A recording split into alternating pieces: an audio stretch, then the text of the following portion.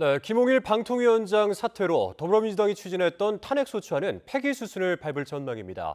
민주당은 꼼수 사퇴라며 죄를 묻겠다고 목소리를 높였고 국민의힘은 야당의 겁박에 따른 불가피한 선택이다 이렇게 평가했는데요. 취재기자 연결해서 자세한 내용 들어보겠습니다. 정인용 기자. 네, 국회입니다. 네, 사퇴한 김홍일 방통위원장에 대한 여야의 반응 전해주시죠. 네, 민주당은 김홍일 방통위원장이 탄핵을 피하려고 꼼수 사퇴를 했다고 비판했습니다.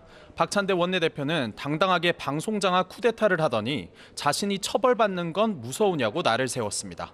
그러면서 사퇴를 해도 잘못이 사라지는 게 아니라며 반드시 죄를 묻겠다고 강조했습니다. 들어보겠습니다. 그렇게 옹졸한 사람을 무엇을 믿고 방송장악 쿠데타를 벌였습니까? 민주당은 이들의 반헌법적, 반민주적 폭거를 결코 용납하지 않겠습니다. 반면 국민의힘은 불가피한 선택이라고 반박했습니다. 박준태 원내대변인은 논평에서 방통위원장 자리가 불과 187일 만에 공석이 됐다며 민주당 탄핵 겁박에 또다시 식물방통위가 됐다고 질타했습니다. 이어 방통위원 추천 의무를 회피해 2인 체제를 만든 장본인들이 같은 이유로 방통위원장 탄핵을 추진하는 총극을 벌였다고도 꼬집었습니다. 들어보겠습니다.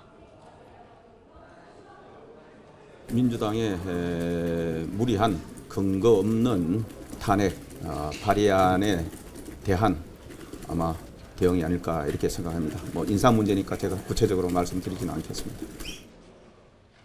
오늘 김홍일 방통위원장 사퇴로 민주당이 추진하려 했던 탄핵소추안은 폐기 절차를 밟을 거로 보입니다.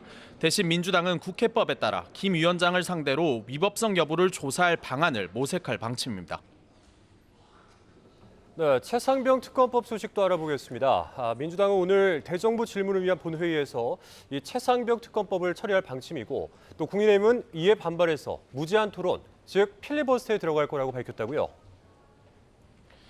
네, 그렇습니다. 국민의힘은 대정부 질문 때 일방적으로 법안을 상정하는 건 전례가 없는 일이라고 강하게 반발하고 있습니다.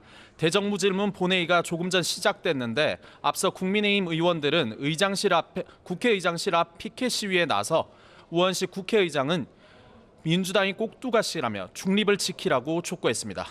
우 의장이 오늘 대정부 질문이 끝나면 최상병 특검법을 본회의에 상정하겠다고 밝힌 데 대한 반발한 건데 국민의힘은 본회의 상정이 강행될 경우 무제한 토론으로 대응하겠다고 밝혔습니다. 들어보겠습니다.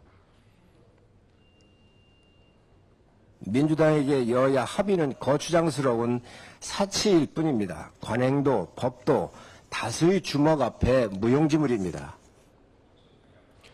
민주당은 대정부 질문 직후 의장 결정에 따라 최상병 특검 법안이 올라가면 즉각 통과시키겠다는 입장입니다.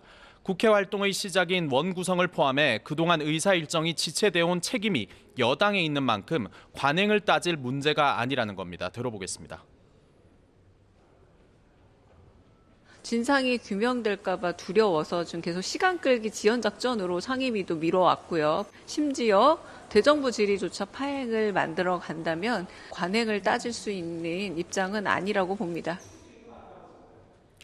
대정부 질문 전엔 민주당 주도로 쌍방울 대북송금 사건 등을 수사한 검사 4명의 탄핵안도 보고됐는데 국민의힘은 검사 모두를 탄핵해도 지은 죄는 사라지지 않는다고 민주당을 비판했습니다. 다만 민주당이 애초 오는 4일까지 통과를 공언했던 방송 3법과 방통위법 개정안 처리는 다음 7월 국회로 미뤄질 거란 관측도 나옵니다. 법안마다 무제한 토론을 할 경우 물리적인 시간이 충분하지 않은 만큼 추후에 처리할 수도 있다는 겁니다. 네, 국민의힘 당권 소식도 알아보죠. 오늘 4명의 후보가 한자리에 모여서 이 당을 이끌 포부를 밝혔다고 하는데 관련 소식도 전해주시죠. 네, 국민의힘은 오늘 당 대표와 최고위원, 청년 최고위원 후보자들이 참여하는 5분 비전 발표회를 열었습니다. 각 후보자들은 이 자리에서 대한민국과 국민의힘을 어떻게 바꿔나갈지를 두고 각자의 의견을 피력했습니다. 나경원 후보는 한동훈 후보와 원희룡 후보를 동시에 직격하며 자신은 준비된 후보라고 강조했습니다. 원희룡 후보는 당 운영 100일 계획으로 민생에 방점을 찍으면서도 신뢰 없는 당정 관계를 언급하며 한 후보를 겨냥한 발언을 이어갔습니다. 차례로 먼저 들어보겠습니다. 당대표는 학습과 경험의 자리가 아닙니다. 대통령과 각을 세우는 당대표도, 대통령에게 빚을 갚아야 하는 당대표도 위험합니다. 분열은 필패입니다. 총선 기간 동안 특히 대통령과의 소통 부재 그리고 쌓여 있는 문제에 대해서는 갈등 해소, 또 오해라면 오해 불식, 오해 해소, 또 그 노력이라도 하고 나와야 되는 게 아닌가. 윤상현 후보는 수도권 험지에서 내리 5선을 한 자신의 승리 DNA로 당을 개혁하겠다면서도 한 후보의 총선 패배 책임론을 다시 꺼내들었고, 한 후보는 다른 후보들의 견제를 두고 반응하지 않겠다며 자신은 국민의 눈높이에 맞는 대안을 계속 제시하겠다고 말했습니다. 역시 차례로 들어보겠습니다. 우리는 분노해, 정말로 뜨겁게 분노해야 됩니다. 개멸적 참패에 분노하고, 책임지지 않는 모습에 분노하고, 그리고 반성하지 않는 모습에 분노해야만 합니다. 이건 당내 선거이고, 선거 이후에 저희가 힘을 합쳐서 거대 야당의 폭주에 맞서고 민생을 위한 정치를 해야 될 사람들이거든요. 제가 참겠습니다. 그동안 격한 공방전을 벌여오던 후보 4명의 발언 수위가 다소 완화되긴 했지만 친한대 반한 구도는 더 선명해지고 있다는 평가입니다. 지금까지 국회에서 전해드렸습니다.